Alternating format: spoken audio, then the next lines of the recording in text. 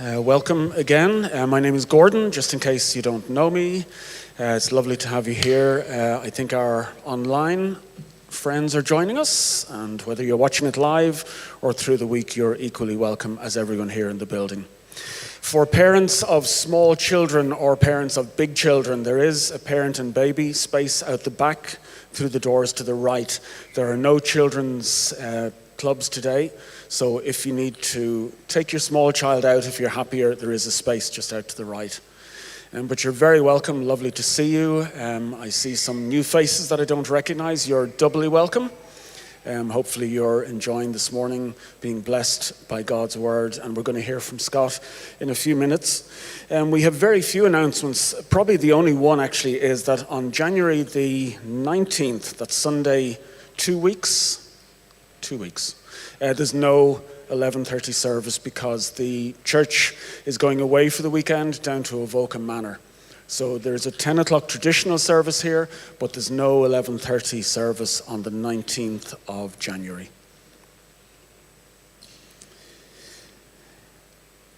Giving is a part of our ministry here. It helps the church to grow, to flourish, and people are very generous in their giving. We can give online. There are QR codes to give, or we can give on a Sunday morning here. And if the couple of people are there, yep, thanks, Gillian.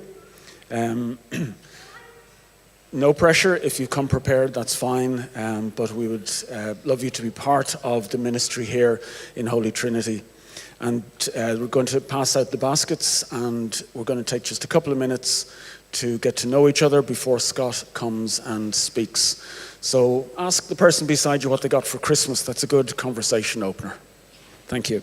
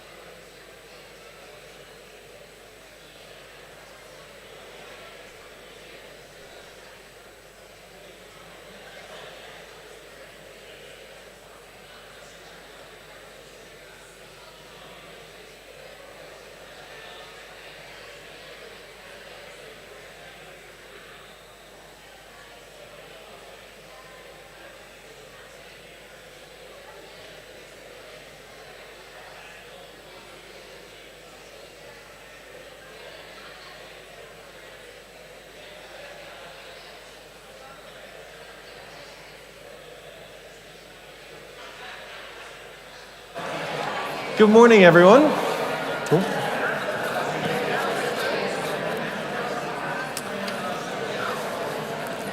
I feel like a substitute teacher who has no authority.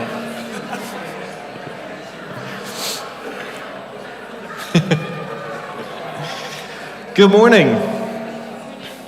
Happy New Year.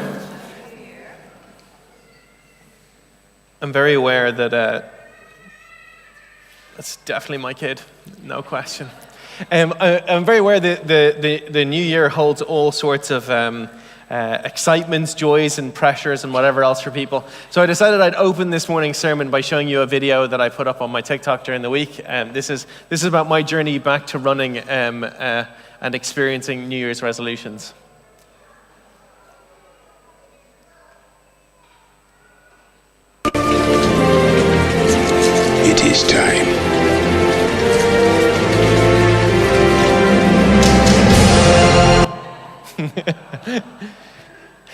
All this preparation only to feel like I'm a tortoise re-emerging for my slow run back to fitness. In the new year, it's okay for us to be honest.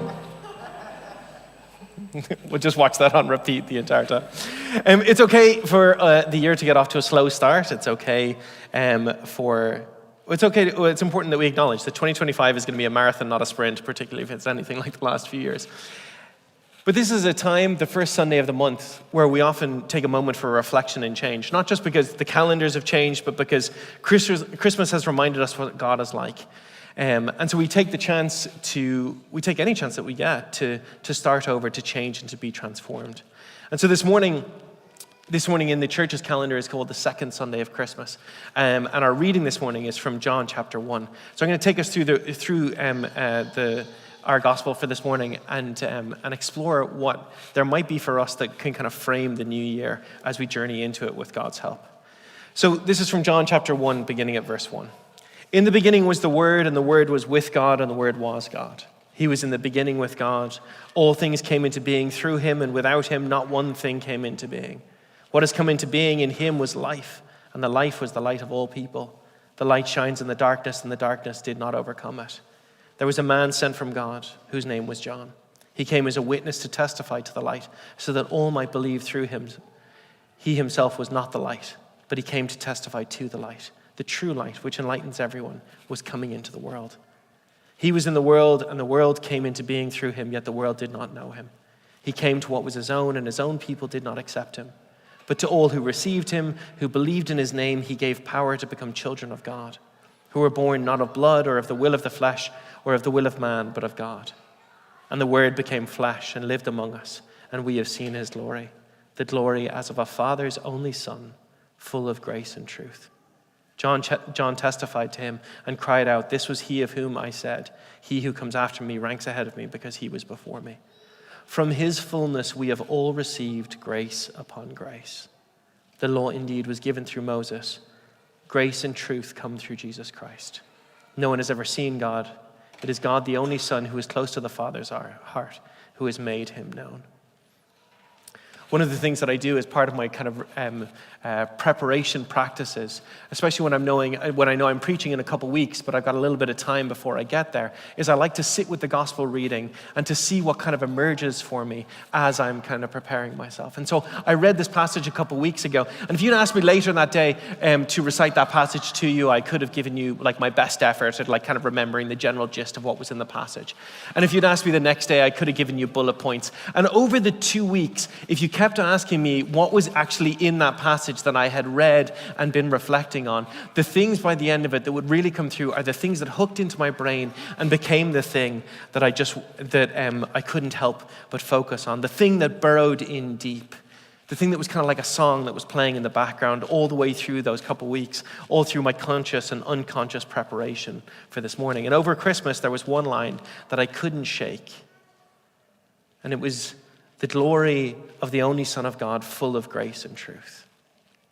John makes such an interesting choice in his gospel. I mean, John makes a lot of interesting choices in his gospel. He writes the weirdest gospel. I don't think there's any debate about that. But he makes such an interesting choice in choosing these two words, full of grace and truth, because Jesus was full of so many things. You could have said any number of descriptions of what Jesus was full of. He's full of love and comfort. He's full of goodness and mercy. He's full of patience and passion. But John chooses to describe him as being full of grace and truth. And I couldn't help but reflect on how much we need both of those things, particularly at the start of a new year or of a new season, at a time when we individually and collectively as a community are reflecting on what we need to change or what we want to change or what we think could be different than what it is. I won't ask you what your New Year's resolutions are, if you're a person who makes New Year's resolutions. Some of them are personal. Some of them are very much not for public consumption. Some of them are things that people are fine to talk about, and others are things that we carry with ourselves, maybe don't even admit to ourselves, but are things that as we look at the truth of our existence and our experience in this moment, we look into a new year and we say to ourselves, there's a few things that I would rather not carry with me from this season into the season that is coming.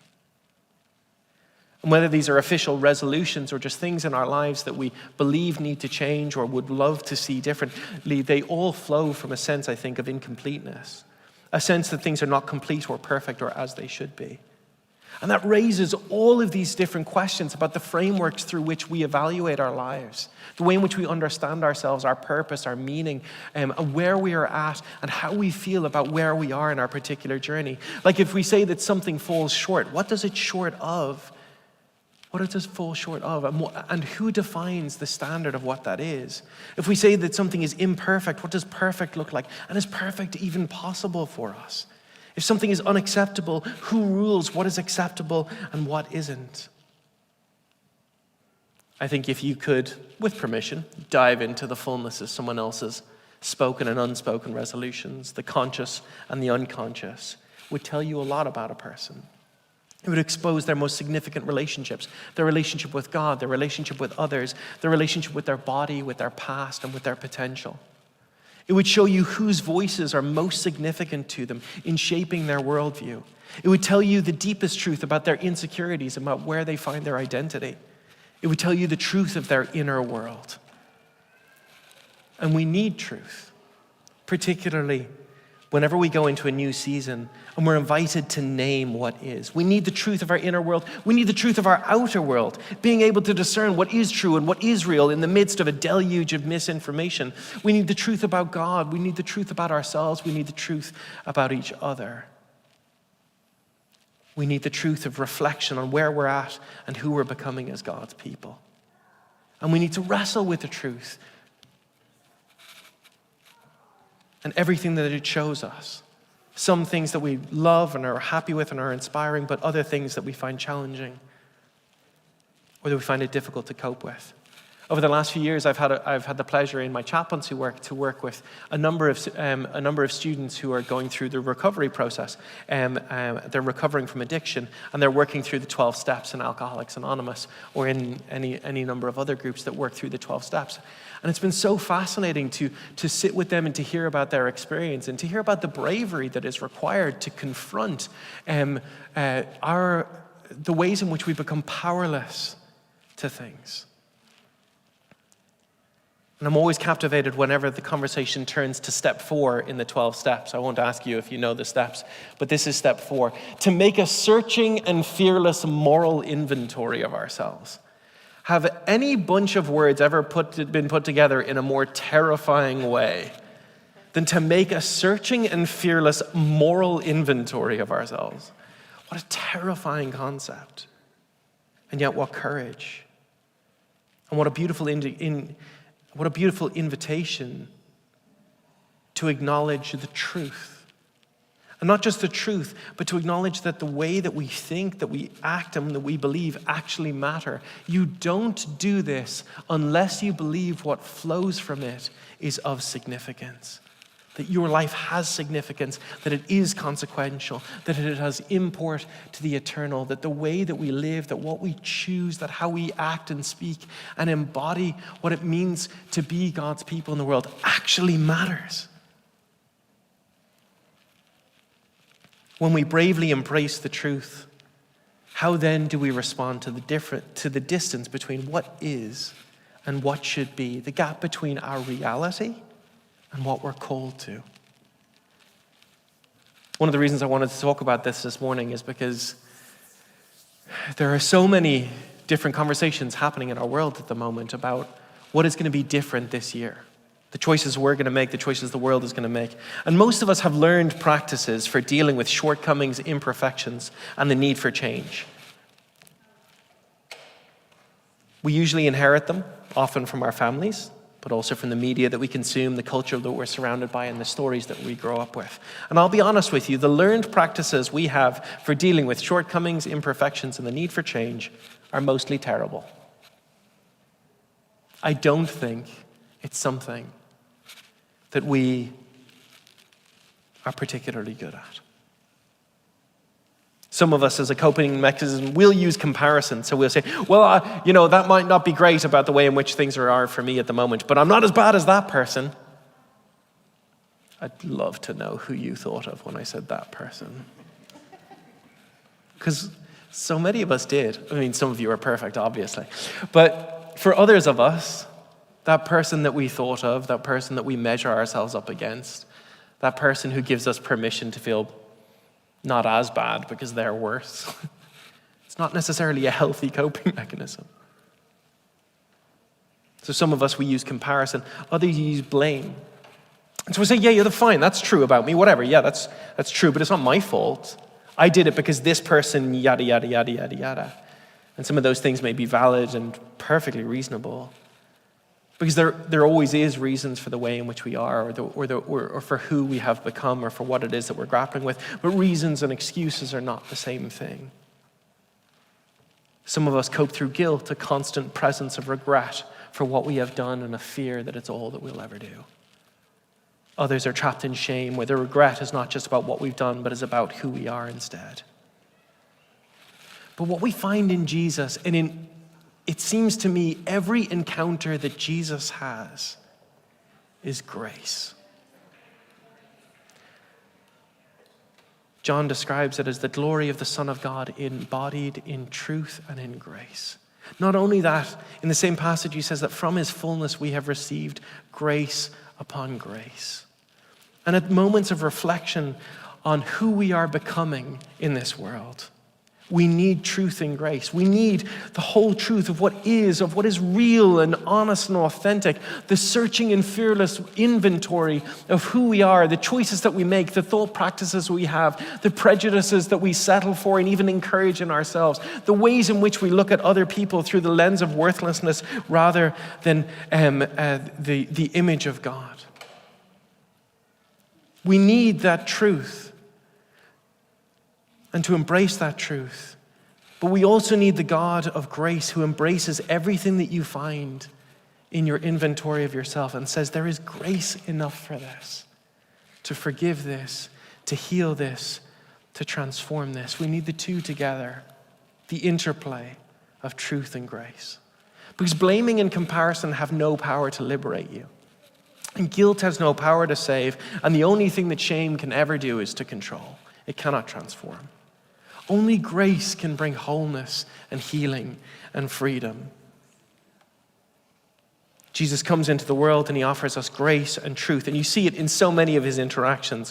One of the key ways in which that my mind was drawn to is the story in this same Gospel of John, of the story of the woman who is caught in adultery. She's taken, caught in an extramarital relationship or whatever, we don't know the details of it, but she's taken from the midst of where she has been found guilty. She's dragged in front of Jesus as an attempt to trap him, as an attempt to force him to either accept or deny the truth. She's been caught. It's known that the truth is that she did what she is accused of. And the truth is that the law says she should be stoned for this. And so they say to him, what is true? What should we do with this person? According to the letter of the law, what is true? And what does Jesus say? He says, let he who is without sin cast the first stone. It's not that there is a denial of the truth. It is that in the face of the truth, Jesus always brings grace. And so when a group of people surround this woman seeking to stone her, holding on with white knuckles, hoping to let go of all their anger and fury and all the ways in which they want to put their own shortcomings and failures on her and allow her to become the scapegoat or the lightning rod for their anger and their rage and their insecurity and everything it is that they're feeling, and to pour that onto her and to use it as an excuse to write off Jesus and not have to listen to the things that he says, the oldest begin to realize the truth first, that they cannot be the one to throw the stone. Why? Because yes, it is true of her, but the brokenness and incompleteness is also true of them. And so they let go of everything, of their power to accuse, and they drop it. And it starts with the oldest, who do or at least should have the most knowledge of themselves, and then goes towards the youngest, as people gradually begin to let go of everything that they can throw at someone else. And so we find this beautiful picture where because of their embracing of the truth, their inability to judge this woman, they walk away and leave this circle of stones in which the Messiah sits with the one who has been condemned. And he says to her, "Does nobody condemn you?" And she says, "No one, sir." And he says, "Neither do I." Because Jesus is the place where truth and grace meet. The place where our brokenness meets our need of healing and his desire to provide it. And he continues to give her truth. He says to her, "Go here, leave your life of sin. Walk away from the stuff that is destroying you." See, sometimes we can have this horribly polarized view of kind of truth and grace, almost as if all there is about saying and naming what is, and there's no space for grace and forgiveness. But on the other side, where there's an over-focus on grace, there can be kind of this idea that we can talk about forgiveness in a way that says that nothing matters, but the only reason that grace and forgiveness are important is because whatever it is that has brought about the brokenness of you or those around you, it does matter, and that's what makes grace so powerful and important. So he says to her, "Go and leave your life of sin. Walk away from all the ways in which you're hurting yourself and those around you, all the ways in which you are forgetting what it means to be made in the image of God. Embrace the truth of what is and what has been. Receive grace that can embrace all of it. And allow that grace to guide your footsteps onwards." I'm going to invite the worship team to come up just as I continue to explore this. I have like 6 words left in my notes. It's always dangerous to finish up a sermon at 10 o'clock on a Saturday night. 7 words. Where are we at? And then I'll go first. So what's the truth that I need to embrace in the new year? The truth is I have a bunch of complicated relationships. The truth is, as much as that running video is a joke, I'm barely faster than a tortoise, not much. But I'm trying to get back out there for a bunch of complicated reasons. Partially because I have I feel like the 90s are calling. Haven't heard that sound in a while. I have a complicated relationship with my body. I have a complicated relationship with my body because of things that have happened to me that have not been acceptable or okay. And words that I've spoken and narratives that I believe that just lead me to a difficult place with that. And so I want to run, I can rebrand my desire to run, right, in the holiest of ways. I'm an older father who wants to be able to play with his kids long into whatever, I want to play 6-a-side on a Monday night and not have to go and goal after 5 minutes. I have a complicated relationship with my body. And I don't want to not run because I have a complicated relationship. I don't want to embrace the fullness of the truth of everything that has been and everything that has been said and everything that I've learned and everything that I've heard and everything that I've believed about my body and my relationship with it, and to be able to experience grace in the midst of that and still go on changing, not from imperfection into perfection, but from unaccepted to accepted, from outside to inside, from unloved to loved. Because it doesn't need to be perfect for it to be beloved. That's what the gospel tells us. And you don't need to be either. So at the beginning of a new year, may you find yourself able to embrace all of the truth. The truth of who you are, the truth of all your experience, the truth of your loss, the truth of your grief, the truth of the ways in which you've been hurt, and all the reasons you have in the world to give up or not want to start over or project the perfect image into the world while you shrivel up on the inside. May you be able to embrace all of those truths and know that there is grace for whatever is beneath the surface. There's grace for whatever it is that you're struggling with. There is grace beyond the story the world tells us about how we should look or how we should be perceived, and that grace is found in Jesus. who loved you long before you were ever known and will love you long into whatever comes next. Because the God of grace, he came into the world offering us truth and grace.